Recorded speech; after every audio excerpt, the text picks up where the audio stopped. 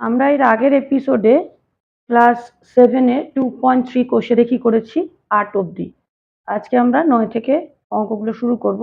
দেখো 9 নম্বরে রয়েছে 12,100 টাকা মধু, মানস, কুন্তল, ইন্দ্রর মধ্যে 2:3:4:2 অনুপাতে ভাগ করে দিলে কি কত টাকা পাবে। আগের এপিসোডে আমি বলেছি যেরকম মোট ব্যাপারটা থাকলে এখানে মোট টাকা রয়েছে আর অনুপাত দেওয়া থাকলে প্রত্যেকের ভাগে কত করে পড়বে সেটা আনুপাতিক ভাগ হার বার করে তার সঙ্গে মোটটা গুণ করলেই বেরিয়ে যাবে। তো আমরা 9 নম্বর অঙ্কটা করি।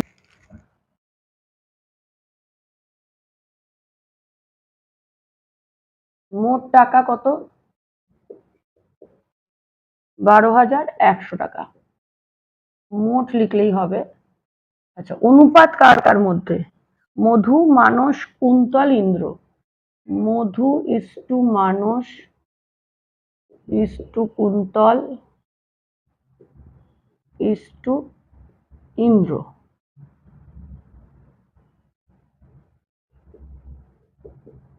কত? 2:3:4:2। তাহলে মধুর আনুপাতিক ভাগ হার কত? মধুর আনুপাতিক ভাগ হার মানে আমরা কি করেছিলাম?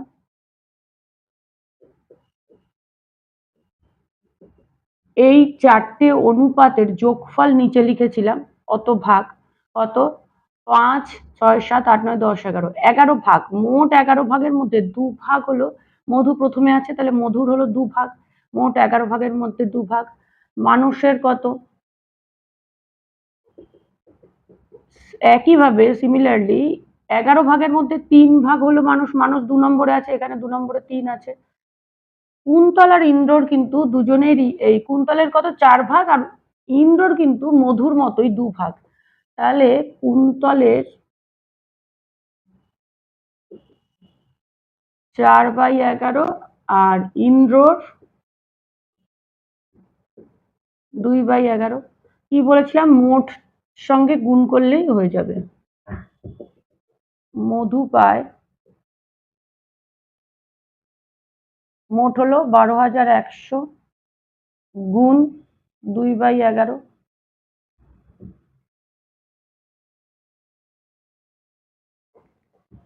মানুষ পায়। এখানে কি চেয়েছে? কে কত টাকা পাবে, তার মানে সবারটা চেয়েছে। তোমরা পরীক্ষায় যদি কোশ্চেন আসে যে মধু আর মানুষ কত পেয়েছে, তাহলে এই দুটো দিয়ে গুণ করলেই আনসার বেরিয়ে যাবে। এটা দেখে নিতে হবে যে কারটা চেয়েছে।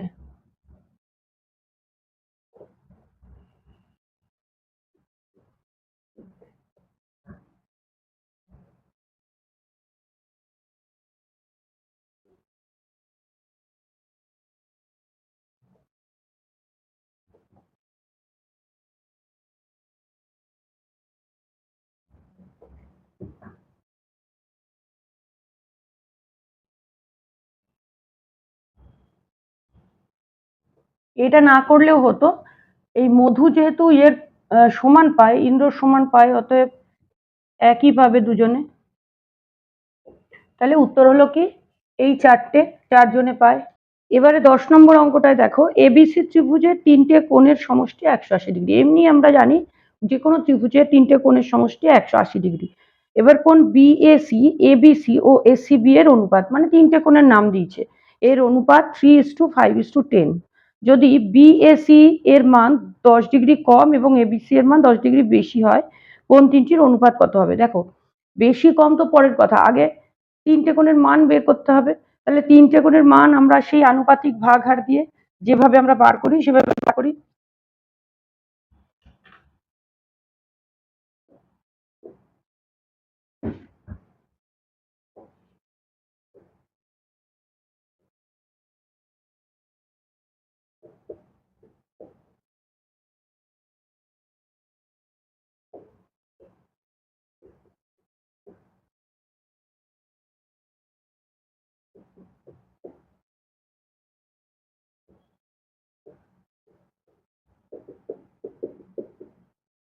তাহলে কোণ বিএসি এর অনুপাত, অনুপাত না, আনুপাতিক ভাগ হার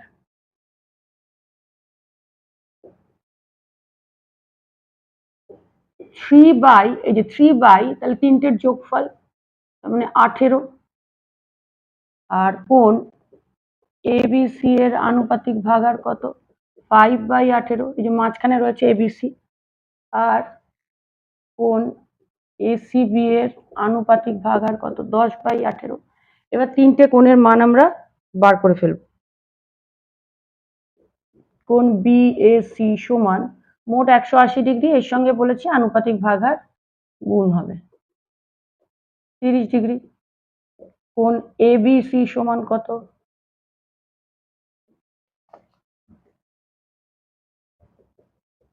50 ডিগ্রি। কোণ এসিবি সমান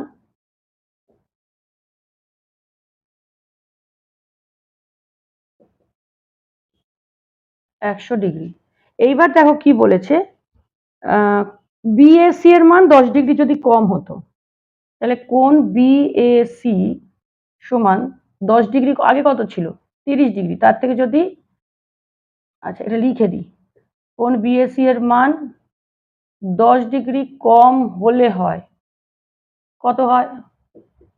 30 ডিগ্রি থেকে 10 ডিগ্রি মাইনাস 20 ডিগ্রি হয়। এবার দেখো যদি 180, তো মোট একই, মানে কনস্ট্যান্ট 180 হতেই হবে। একটা 10 ডিগ্রি কমেছে এটা, আর এবিসি এর মান 10 ডিগ্রি বেড়েছে, তাহলে কোণ এবিসি এর মান 10 ডিগ্রি বেশি হলে হয় কত? এবিসি হলো 50, তার সঙ্গে 10 ডিগ্রি কত হবে? যোগ হবে 60 ডিগ্রি।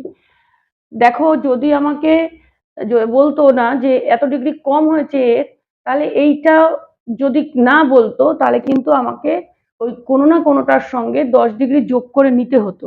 কেন? আমাদের টোটাল তো 180 ডিগ্রি থাকতেই হবে। তো এক্ষেত্রে যেহেতু 10 ডিগ্রি এটাই কম হয়েছে, সেটাই ওই যেটা কম হলো সেটা এটার থেকে বেড়ে গেছে, অতএব থার্ড কোণটা কিন্তু ওই 100 ডিগ্রিই থাকবে। অতএব এখন এখন কোণ বিএসি ইজ টু কোণ এবিসি ইজ টু কোণ এসিবি কত হবে?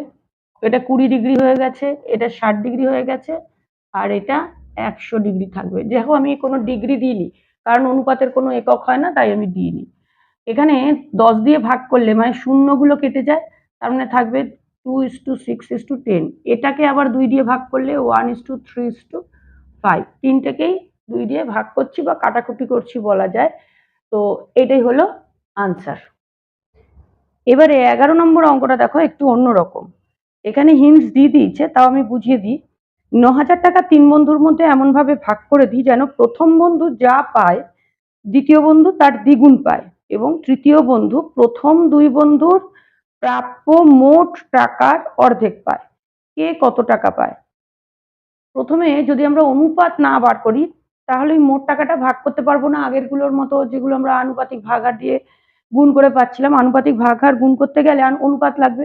এখানে অনুপাত সরাসরি দেয়নি, দিয়েছে হলো প্রথম বন্ধু যা পায়। তাহলে এখানে আমি লিখতে পারি, ধরি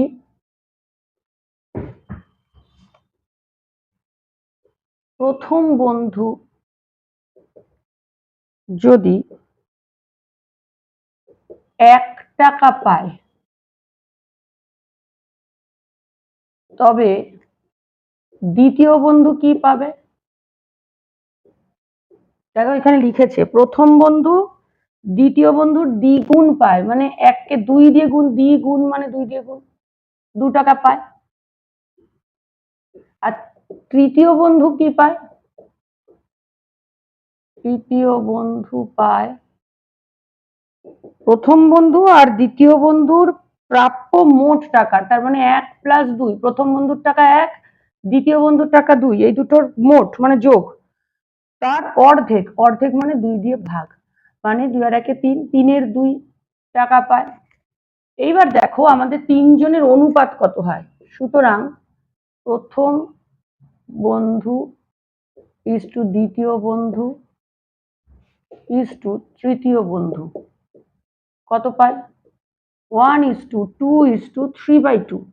দেখো আমরা আগের প্রশ্নমালাগুলোতে এই যে যদি ভগ্নাংশে থাকে সেটাকে পূর্ণ সংখ্যা আনতে হয় কিভাবে সেটা শিখেছিলাম।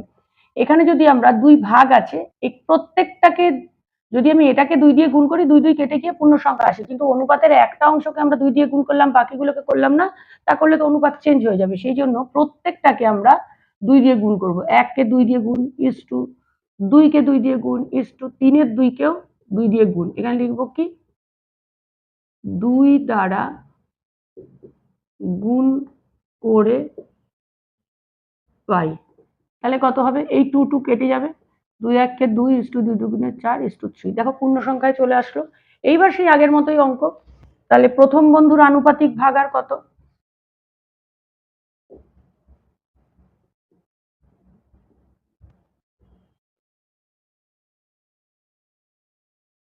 দুই ভাগ, কত ভাগের মধ্যে? মোট কত? 9 ভাগ, মোট 9 ভাগের মধ্যে। তাহলে দ্বিতীয় বন্ধুর আনুপাতিক ভাগ আর কত?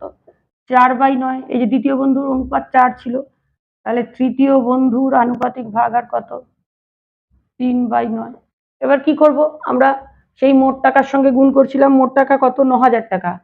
মোট 9,000 টাকা। সুতরাং প্রথম বন্ধু পায় 9,000 গুণ 2 এর 9, 2,000 টাকা। দ্বিতীয় বন্ধু পায় 9,000 গুণ 4 এর 9, 4,000 টাকা। তৃতীয় বন্ধু কত পায়? 9,000 গুণ 3 এর 9 টাকা, তার মানে 3,000 টাকা।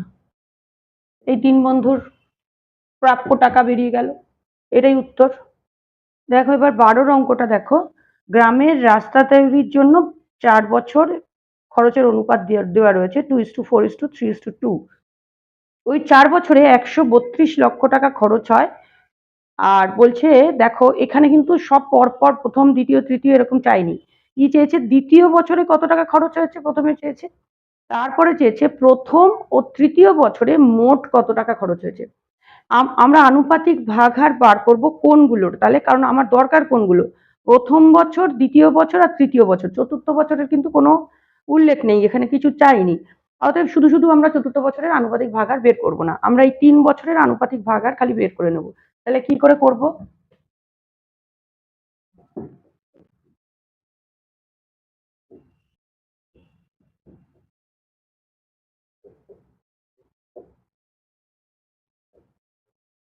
আরেকটা জিনিস খেয়াল করো, আমি কিন্তু বইয়ে যেরকম 132 লক্ষ টাকা আছে আমিও কিন্তু এরকম লিখলাম, কারণ 132 লক্ষ টাকায় লক্ষতে যদি আমি পুরো সংখ্যায় লিখতে যাই অনেকগুলো শূন্য লাগবে। আমি এখানে ওদের যেরকম শর্টে লিখেছে ওরা সেরকমই লিখলাম। কেন? দেখো এরপরে আমাদের সব শর্টেই বেরোবে, শুধু শুধু আমরা জিরো দিয়ে সংখ্যাটাকে বড় করব না।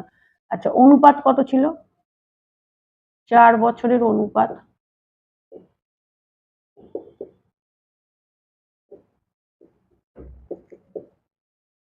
2:4:3:2। তাহলে প্রথম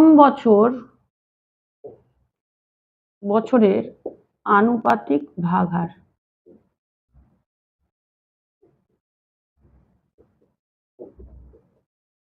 2 এগুলো যোগফল 11। দ্বিতীয় বছরের আনুপাতিক ভাগহার 4/11, আর তৃতীয় বছরের আনুপাতিক ভাগহার হলো 3/11। আমি বলেছি যেহেতু চতুর্থ বছরেরটা প্রয়োজন নেই সেহেতু আমরা বার করবো না। সুতরাং প্রথম বছরে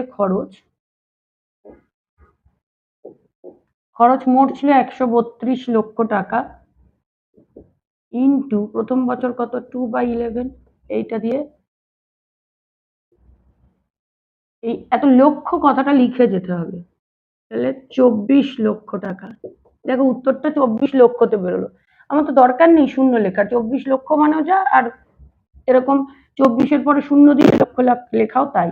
দ্বিতীয় বছরের খরচ 132 লক্ষ ইন্টু দ্বিতীয় বছর 4/11,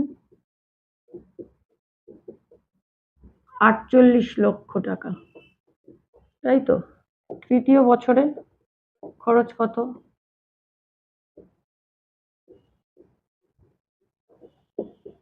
করলে কত হবে? 3 × 36 লক্ষ। এবার দেখো চতুর্থ বছর আমাদের তো দরকার নেই, কারণ প্রশ্নে দিয়েছে যে দ্বিতীয় বছরে কত টাকা খরচ হয়েছে। দ্বিতীয় বছরে তো বার হচ্ছে 48 টাকা, তারপরে দিয়েছে প্রথম ও তৃতীয় বছরে মোট কত টাকা খরচ হয়েছে। তাহলে প্রথম ও তৃতীয় বছরে মোট খরচ, মোট খরচ কত, এই প্রথম আর তৃতীয় যোগ করব। আর আমি বলেছি এই লক্ষ্যটা আমরা এইভাবেই রেখে দেবো, তাহলে আমাদের বড় সংখ্যা হবে না। 60 লক্ষ। তাহলে উত্তর হবে দ্বিতীয় বছরে 48 লক্ষ টাকা খরচ হয়েছে। আর প্রথম ও তৃতীয় বছরে মোট 60 লক্ষ টাকা খরচ হয়েছে।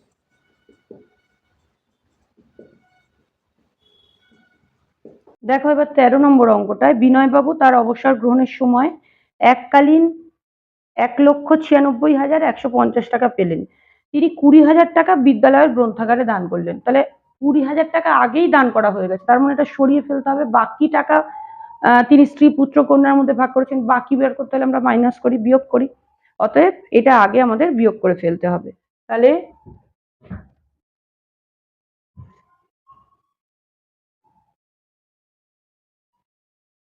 মোট কত টাকা ছিল, এত টাকা, দান করলেন কত টাকা, 20,000 টাকা। সুতরাং বাকি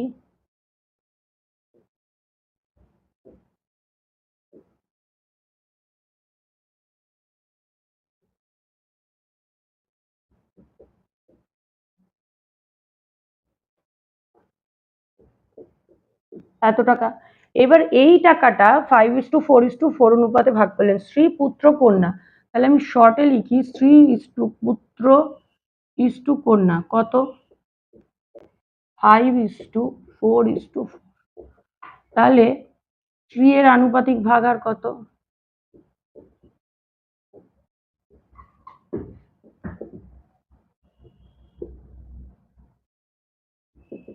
5 বাই, এই তিনটাকে যোগফল করলে 13। পুত্রের আনুপাতিক ভাগ আর কত, 4/13। আর কন্যারও তাহলে একই, যেহেতু দুটো সমান আছে। তাহলে স্ত্রী কত পায়, আবার আমরা ওই বাকি টাকাটা এদের মধ্যে ভাগ হচ্ছে বলে এইটার সঙ্গে গুণ করব আনুপাতিক ভাগ। আর আচ্ছা কাটাকুটি করলে হয়, এবার এটা দিয়ে গুণ করব।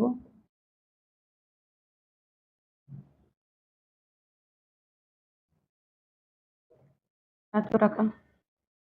পুত্র পায় কত,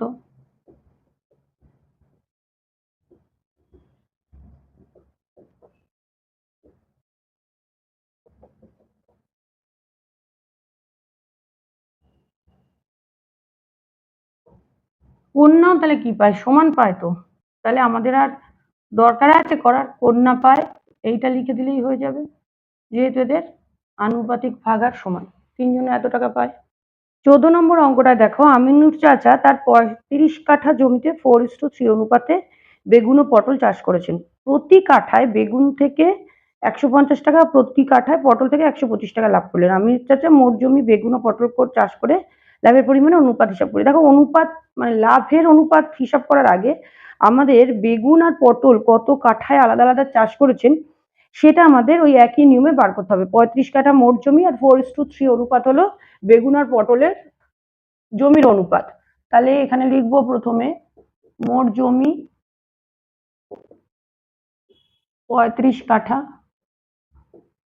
বেগুন ইস্টু পটল অনুপাত 4:3। বেগুনের আনুপাতিক ভাগ আর কত, বেগুনের অ্যাকচুয়ালি জমি, আমরা শর্টে ওটা বেগুনের আনুপাতিক ভাগ আর কথাটা লিখলেও কোনো অসুবিধা নেই, আমাদের বোঝাতে পারলেই হলো।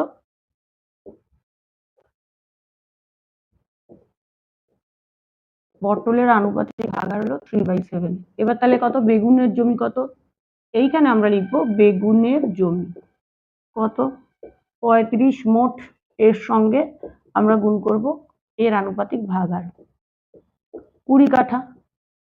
দেখো এটার সঙ্গেও গুণ করতে পারি, আবার কি বলেছিলাম বিয়োগ করলেও হয়ে যাবে মোট কাঠা থেকে। যেহেতু আমরা আনুপাতিক ভাগাড় বের করে ফেলেছি তাহলে এটাই করি, 35 ইন্টু 3/7, এটা হলো। এইবারে দেখো বলেছে 1 কাঠা বেগুনে, প্রতি কাঠা মানে 1 কাঠা, তাহলে 1 কাঠা বেগুনের, 1 কাঠায় বেগুনের লাভ কত টাকা বলেছে, 150 টাকা। সুতরাং কত কাঠায় করেছে বেগুন চাষ, 20 কাঠা, তাহলে 20 কাঠায় বেগুনের লাভ কত, আমরা জানি গুণ করতে হবে 3000 টাকা। আর পটলের ক্ষেত্রে 1 কাঠায় 125 টাকা লাভ, তাহলে 1 কাঠায় পটলে লাভ 125 টাকা। তাহলে কত কাঠা আছে পটলে, 15 কাঠা, 15 কাঠায় পটলে লাভ কত, 125 গুণ 15 কত টাকা, 125 ইন্টু 15 মানে 1875 টাকা। এইবারে বলছে মোট জমি থেকে মানে বেগুন ও পটল লাভ করে লাভের পরিমাণের অনুপাত, তার মানে আমাদের কিন্তু লাভের পরিমাণ কত টাকা সেটা চাইনি, এই দুটোর অনুপাত চেয়েছে। সুতরাং বেগুন ইস্টু পটলের, আচ্ছা বেগুন ও পটলের লাভের অনুপাত কত, 3000 ইস্টু 1875, 25 দিয়ে কাটি তাহলে 120 ইস্টু 75 হচ্ছে, আবার কাটা যাচ্ছে, 5 দিয়ে কাটা যাচ্ছে, 3 দিয়ে কাটা যাচ্ছে, আর যাচ্ছে না, এটাই তাহলে আনসার।